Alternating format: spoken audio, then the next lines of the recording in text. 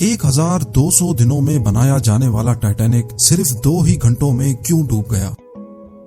10 अप्रैल 1912 ये वो दिन था जब दुनिया का सबसे बड़ा और महंगा तरीन बहरी जहाज टाइटैनिक अपने पहले सफर के आगाज के लिए बिल्कुल तैयार था। उस दिन अटलांटिक ओशन बेहद पुरसुकून था और समंदरी तूफान आने का दूर दूर तक कोई चांस नहीं था।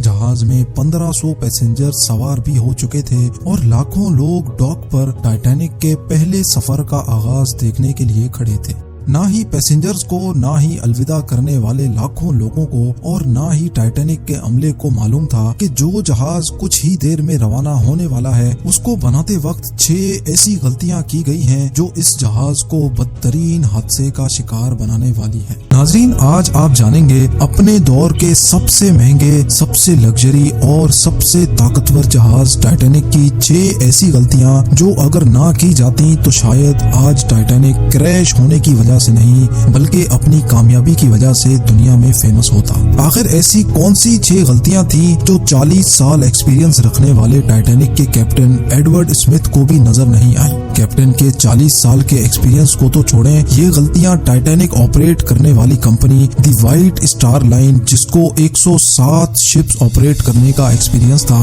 उनको भी नजर नहीं आई। और तो और ये गलतियां टाइटैनिक मैन्युफैक्चर करने वाली कंपनी हार्लैंड एंड वुल्फ को भी नजर नहीं आई, जिन्होंने सिर्फ टाइटैनिक से पहले ही 500 से ज्यादा शिप्स मैन्युफैक्चर की थी।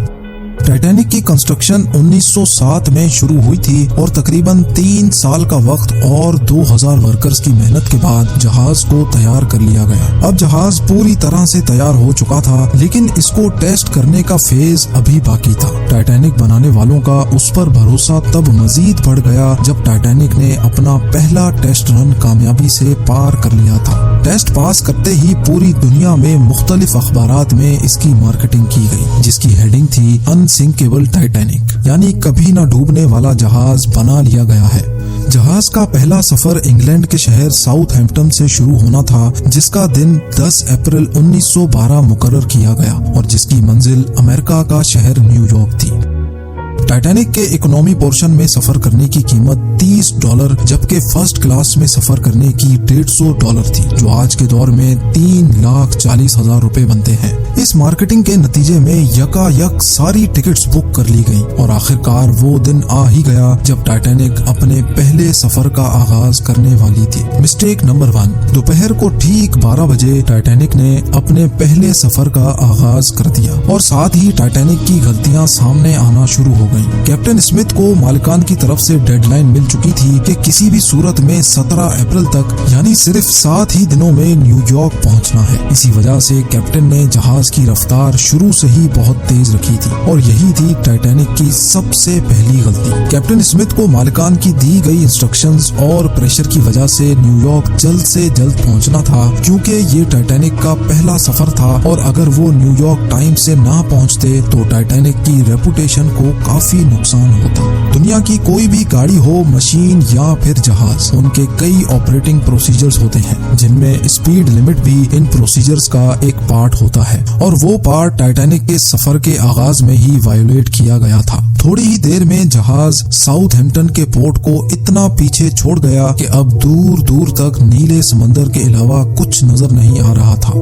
मिस्टेक नंबर 2, अब टाइटैनिक को चलते हुए 3 दिन गुजर चुके थे। फ्रांस और आयरलैंड में थोड़ी देर के स्टॉप के अलावा टाइटैनिक पिछले 72 घंटों से मुसलसल न्यूयॉर्क की तरफ बढ़ता चला जा रहा था। ये 14 अप्रैल 1912 की शाम थी। समंदर पर हर तरफ खामोशी और धुंध छाई हुई थी, जिसकी वजह से विजिबिलिटी भी काफी कम हो चुकी थी। उसी रात एक और बहरी जहाज जो कि टाइटैनिक से कुछ घंटे ही आगे था, उसके कैप्टन ने वायरलेस पर टाइटैनिक को समंदर पर तैरती हुई चट्टानें यानी आइसबर्ग्स के बारे में वार्निंग दी थी। एक्सपर्ट्स का मानना है कि ये वार्निंग कम से कम भी 6 बार दी गई थी, लेकिन वायरलेस ऑपरेटर्स की कोताही की वजह से इंतहाई इंपॉर्टेंट वार्निंग्स इनसे मिस हो गई। उनके लिए शायद ये नॉर्मल बात थी, लेकिन यही थी टाइटैनिक के अमले की दूसरी गलती, क्योंकि टाइटैनिक अपने तर्ज का पहला लग्जरी जहाज था और इसमें कई VIPs भी मौजूद थे। इसी वजह से ज्यादातर टाइटैनिक का अमला फर्स्ट क्लास पैसेंजर्स की खिदमत में मसरूफ था। अगर इन वार्निंग्स को सीरियस लिया जाता तो आगे का पूरा सीन ही अलग होता।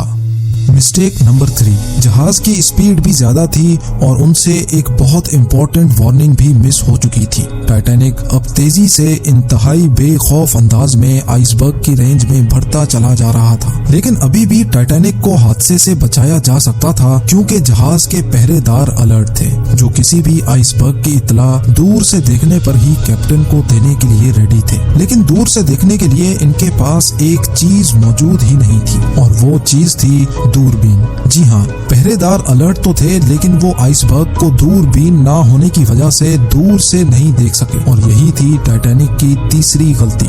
आइसबर्ग की खबर कैप्टन स्मिथ को उस वक्त हुई जब जहाज के पहरेदारों ने खबर दी कि जहाज के बिल्कुल सामने एक फुटबॉल फील्ड की साइज जितना आइसबर्ग है।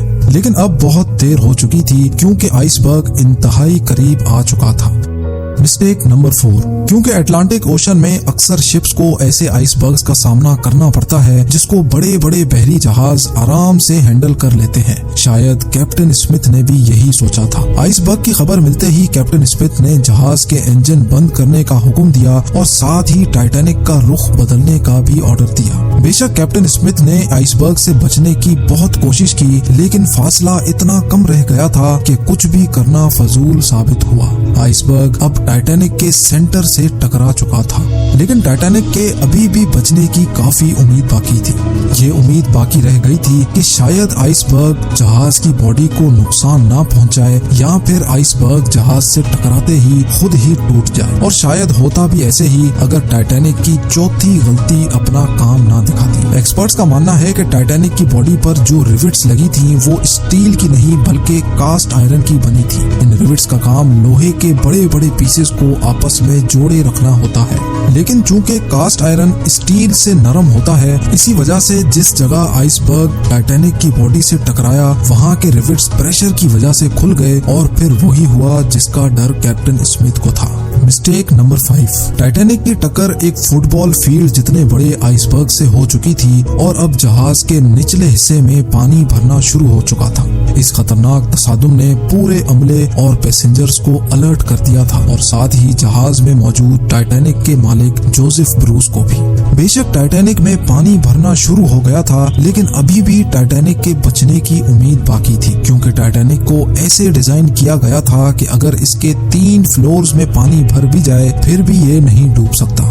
लेकिन बदकिस्मती थी इस जहाज की कि 3 फ्लोर्स को क्रॉस करके पानी अब 4थे फ्लोर तक जा पहुंचा था। अब मामला हाथ से निकल चुका था। टाइटैनिक आहिस्ता आहिस्ता ओशन में डूबता जा रहा था। अब जहाज की फिक्र किए बगैर इसमें मौजूद पैसेंजर्स की जान बचाने का वक्त आ चुका था। कैप्टन स्मिथ ने रेडियो पर इमरजेंसी अलर्ट जारी कर दिया। जब तक कोई मदद के लिए आता तब तक पैसेंजर्स को लाइफ बोट्स में शिफ्ट करने का प्लान किया गया, लेकिन इस मौके पर 5वीं गलती ने अपना काम दिखा दिया। जी हाँ, जहाज में टोटल 32 लाइफ बोट्स की जगह थी, लेकिन कोताही की वजह से सिर्फ 20 बोट्स ही रखी गई थी। पैसेंजर्स थे 1500 और बोट्स थी सिर्फ 20।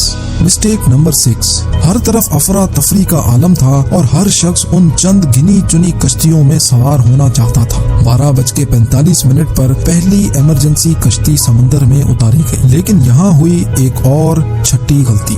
अफरा तफरी के आलम में कश्तियों को पूरा भरे बगैर ही समंदर में उतार दिया गया, जिसमें ज्यादातर फर्स्ट क्लास पैसेंजर्स को तरजीह दी गई थी। यानी जो लोग ज्यादा अमीर थे उनको पहले बिठाया गया था। कश्तियों में अगर ज्यादा पैसेंजर्स को बिठाया जाता तो इंसानी जानें कम जाया होती। अब जहाज तेजी से समंदर में डूबता जा रहा था। 2:18 पर शॉर्ट सर्किट की वजह से टाइटैनिक की सारी रोशनियां बुझ गई थी और अगले ही लम्हे जहाज टूटकर 2 हिस्सों में तकसीम हो गया। यूं टाइटैनिक को समंदर के अंदर मुकम्मल तौर पर डूबने के लिए 2 घंटे 40 मिनट लगे और इस तरह 1500 लोग अटलांटिक ओशन के ठंडे पानी में डूबकर मर गए। आपको एक और बात भी बताते चलें कि पानी का टेम्परेचर उस वक्त -2 डिग्री सेंटीग्रेड था। मतलब अगर पैसेंजर्स इस ठंडे पानी में छलांग भी लगाते तो बचने का कोई चांस नहीं था, क्योंकि इंसान इतने कम टेम्परेचर में 30 मिनट से ज्यादा जिंदा नहीं रह सकता।